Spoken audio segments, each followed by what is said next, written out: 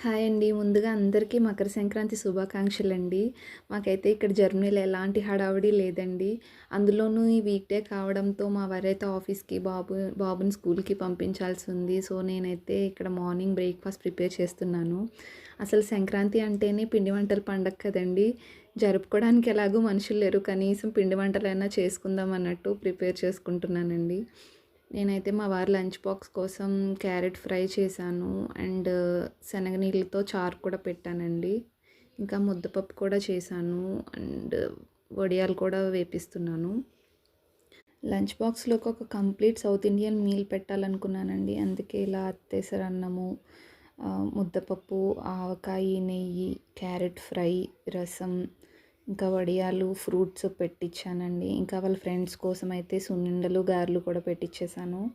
Next అయితే Sankranti special sweet బొబ్బట్లయితే చేసుకుంటున్నానండి. నేను ఇది గోధుమ పిండితో చేస్తున్నాను. ఇదే ఫస్ట్ టైం ప్రిపేర్ చేయడం అండి. నార్మల్‌గా అయితే ఇంట్లో అమ్మ లేదంటే అత్తయ్య గారు వాళ్ళు ఫుల్ పిండి వంటలు చేసేస్తూ ఉంటారు. నేనెప్పుడు చేసింది కూడా లేదు. బట్ ఇక్కడికొచ్చాక నేనే చేసుకోవాల్సొస్తుంది అన్నీ. వాళ్ళనైతే బాగా మిస్ అవుతున్నామండి. ఫస్ట్ టైం చేసిన బొబ్బట్లయితే అటు ఇటుగా బానే వచ్చాయండి. పైన కొంచెం క్రిస్పీగా, లోపల కొంచెం స్వీట్ తగ్గిందనిపించింది. Thanks for watching my video.